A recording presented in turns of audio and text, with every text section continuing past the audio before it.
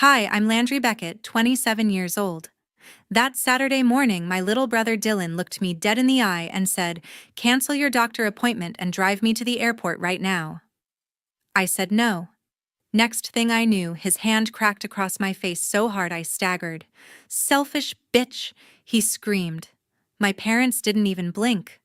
Mom just added coldly, "His future actually matters. Yours doesn't. That doctor appointment. The one I waited 9 whole months for, the one that would tell me if the lump in my neck was cancer or not. His flight to Perfect Game National, the showcase that could lock him a multi-million MLB deal. I walked out that same day and they lost everything. If you've ever had your own family choose someone else's dream over your literal life, stay until the very end. This one ends ice cold.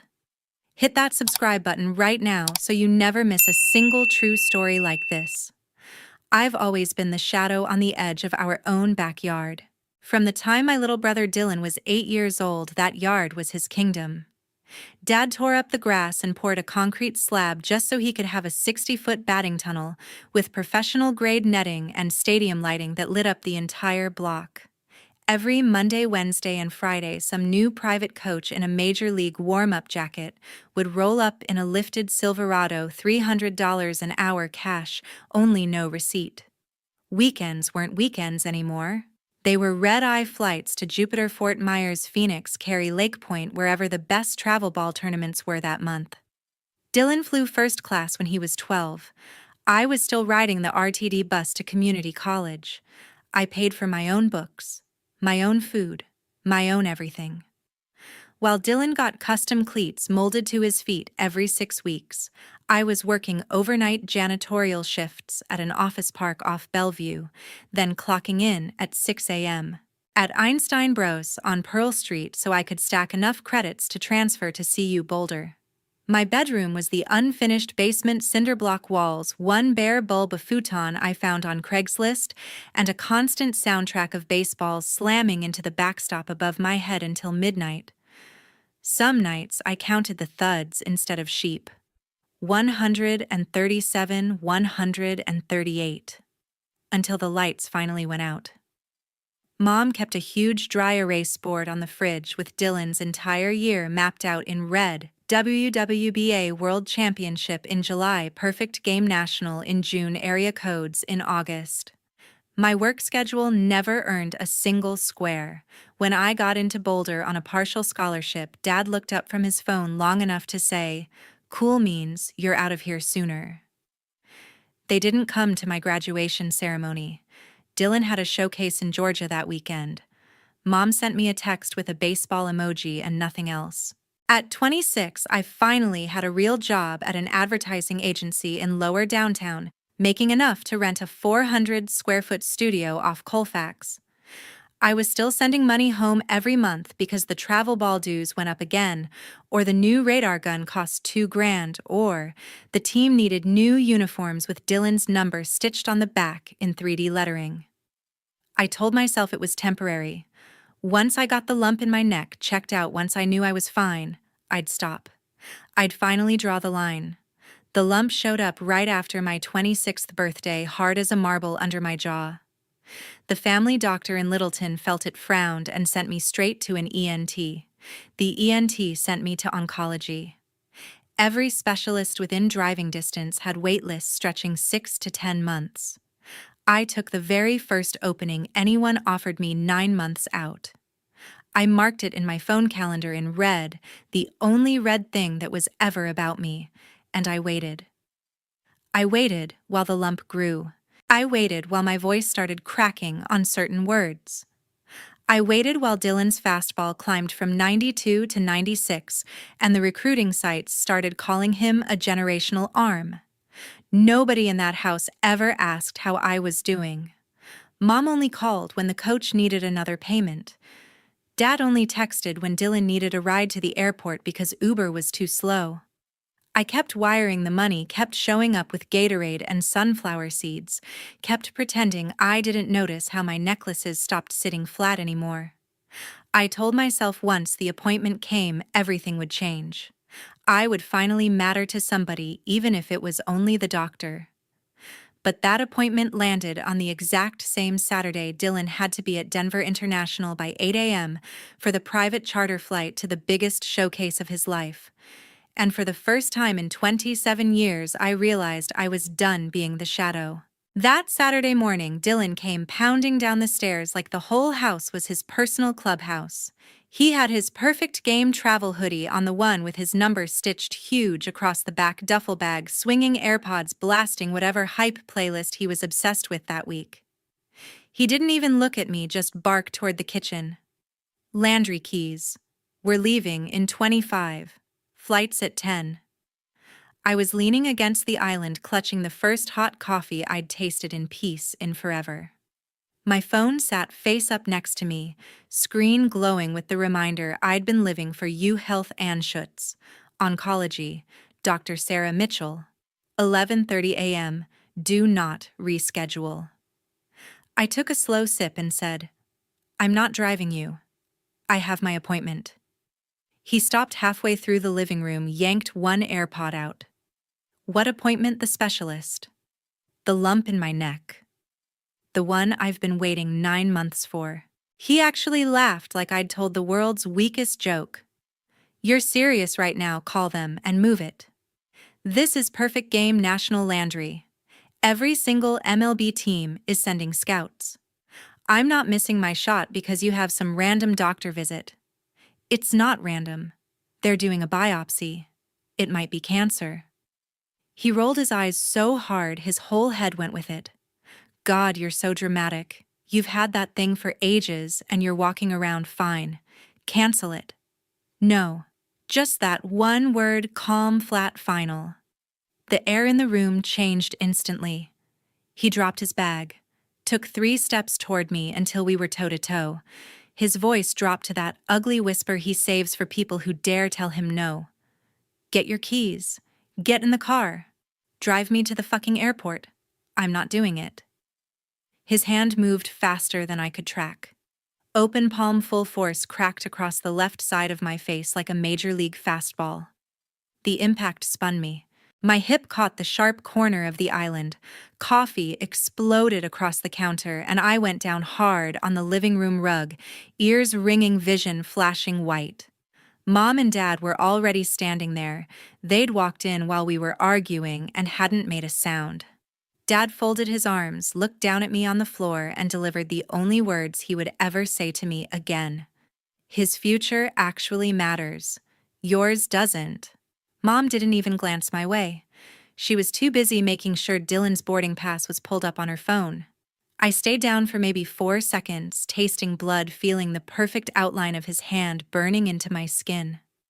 Something inside me that had been cracked for years finally shattered clean in half. I pushed myself up, slowly wiped my mouth, and walked past all 3 of them without a single word. Up the stairs, into the bedroom I barely used anymore. Grabbed the go bag I kept for last-minute work trips, threw in 3 more days of clothes, my laptop charger, toiletries, the thick folder with every medical record I owned, and the envelope with $4,000 in cash I'd been hiding in a shoebox for emergencies. 14 minutes from the second his palm connected with my face to the second I was back downstairs. Dylan was already in the garage screaming about traffic. Mom was holding his shaker bottle like it was made of gold. Dad never turned around. I walked straight to the front door. Dylan yelled from the garage. Landry, what the hell are you doing? I didn't answer. I opened the door, stepped into the freezing May morning, and pulled it closed behind me with a soft final click that somehow sounded louder than the slap itself. I got in my car, backed out of the driveway, and drove away from that house for the last time in my life.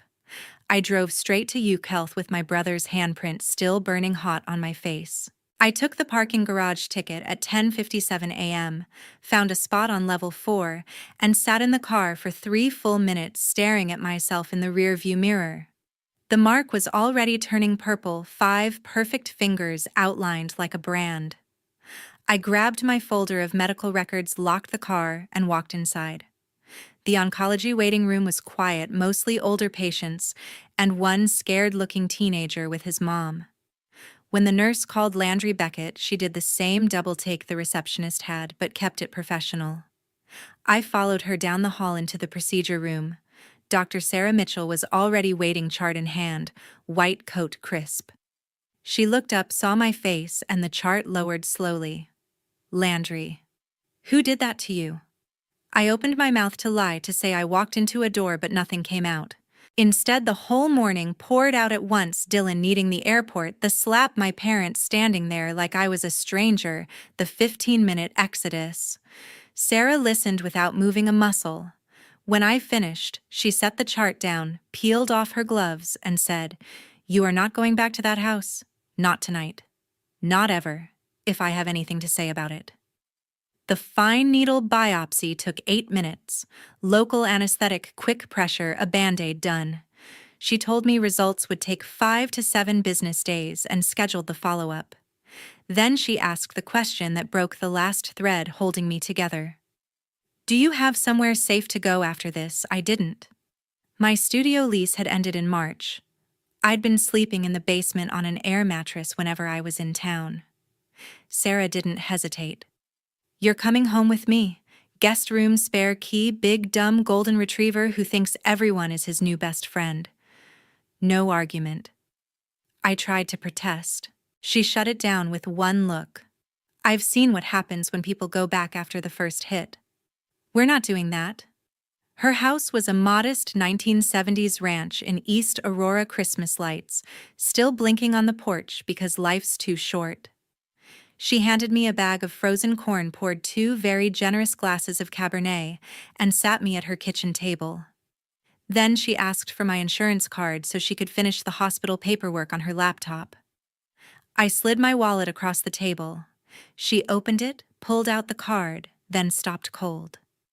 "Landry, why are there 9 credit cards in here with your name that I'm pretty sure you didn't open?" I told her I only had 2. She logged into the secure patient billing portal, requested an updated credit report for insurance verification purposes. Turns out oncologists can pull full reports when fraud is suspected, and we watched the screen load together. Total unsecured debt in my name, $178 for $12. 9 different cards, all opened in the last 36 months, all maxed out, all with payment patterns that matched Dylan's baseball calendar like a fingerprint. $29, $800 on a platinum card, team hotels in Jupiter, Fort Myers, and Phoenix. $33 and $100 on a black card, private coaching packages, radar guns, Rapsodo units, Driveline baseball subscriptions. $41, $200 on a business visa, charter flights, private jets to East Cobb, team banquet bills.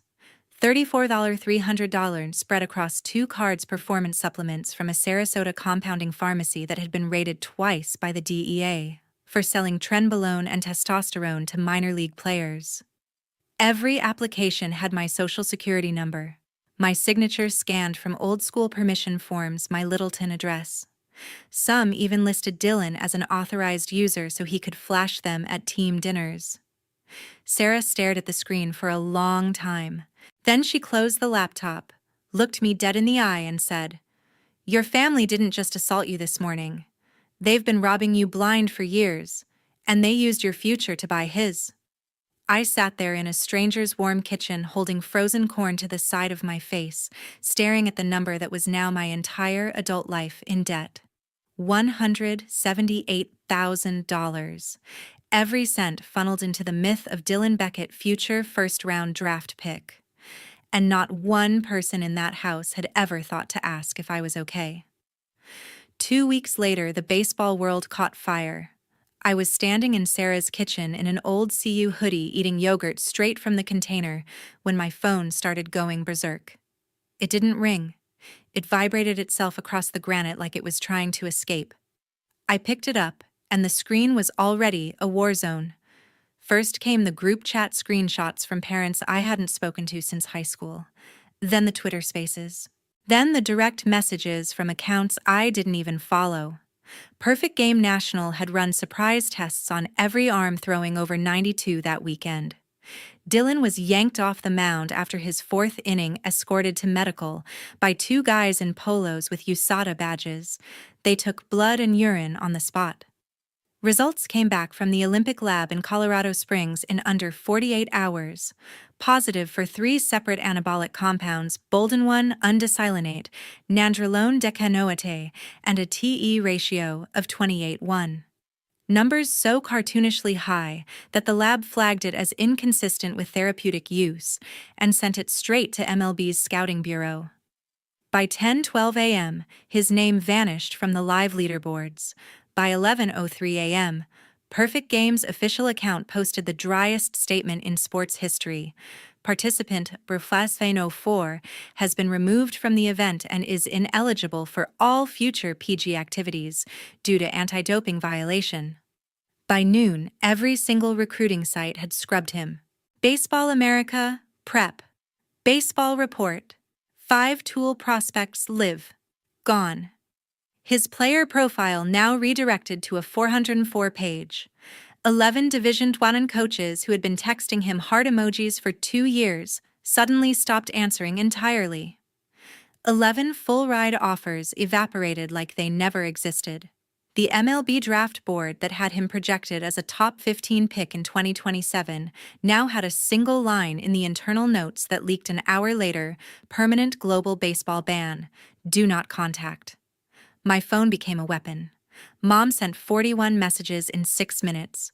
You did this. You're dead to us. Your brother is crying in his room and it's your fault.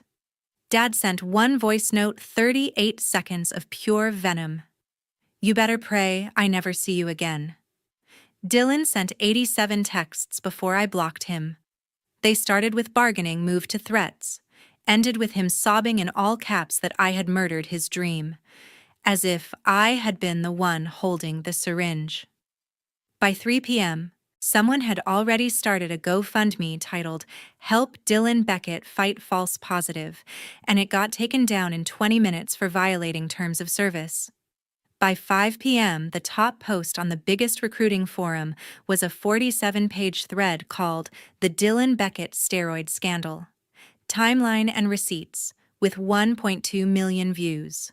Someone posted side-by-side photos: Dylan at 16, throwing 89 Dylan at 18, throwing 97 veins popping out of his neck like cables.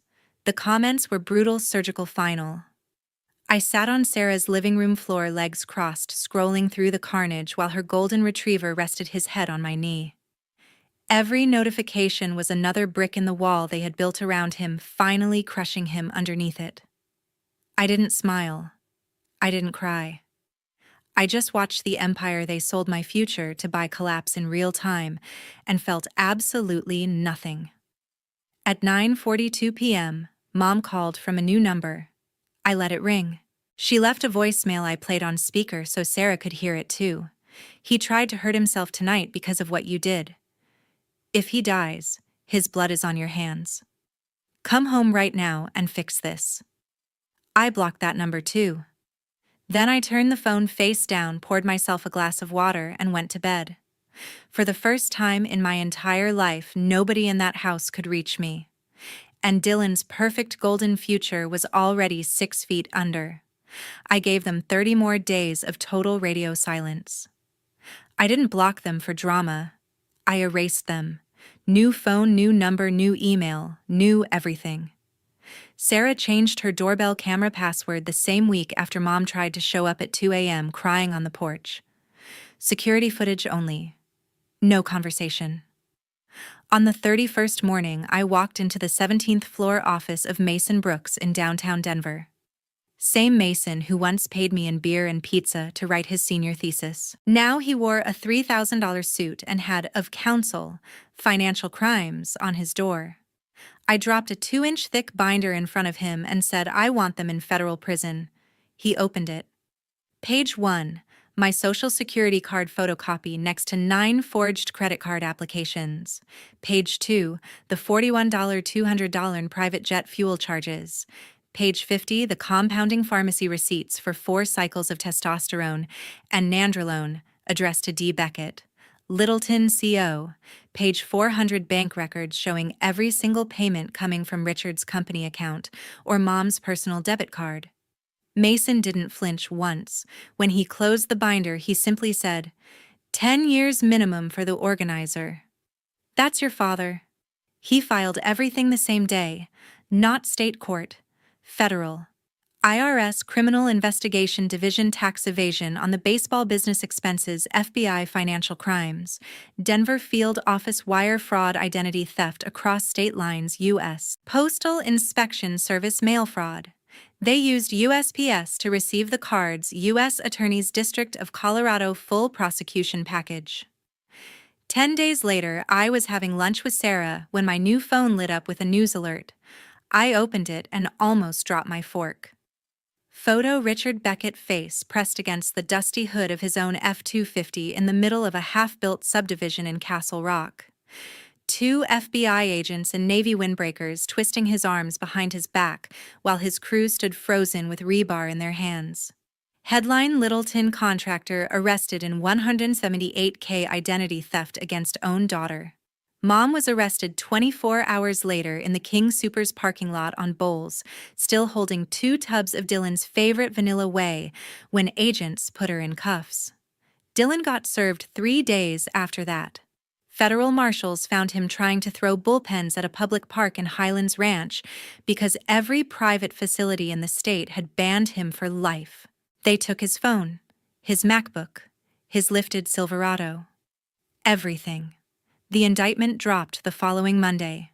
Richard 12 felony counts. Cheryl 8 counts, including conspiracy. Dylan 4 counts as co-conspirator and beneficiary. No bond for Richard. Judged flight risk with the company jet still in his name. Straight to FDC Englewood in an orange jumpsuit and belly chain. Mom made bond, but surrendered her passport and got the glowing ankle bracelet. Dylan was confined to the Littleton house under pretrial supervision, the same house now crawling with news trucks 24/7. Mason sent me the mugshots. Richard's face was gray, eyes hollow. Mom looked 20 years older. Dylan's booking photo showed a kid who finally realized the world wasn't going to bend for him anymore. The story went national for 3 days. ESPN ran a 30-second segment on SportsCenter titled, Top Prospects Family Arrested in Fraud Scandal. Local channels camped on the lawn until the judge issued a no-media perimeter. Former travel ball parents who used to kiss the ground, Dylan walked on, suddenly remembered every suspicious detail they'd ignored for years. I watched it all from Sarah's guest room, drinking coffee on a quiet morning, reading the indictment like it was the best novel I'd ever opened. I didn't celebrate. I didn't cry. I just felt the final chain snap. Richard Beckett was no longer my father. He was federal inmate 48729-509, and I was finally completely untouchable. 14 months later, I took the very last seat in the back row of courtroom 402, Alfred A. Araj Federal Building, Denver. I wore a plain black blazer, hair pulled back, no makeup. I wanted to be invisible. I was the only person in the gallery who wasn't press or family. Richard was brought in first. Orange jumpsuit, belly chain, hair gone gray at the temples. He had lost 40 pounds and all of his arrogance.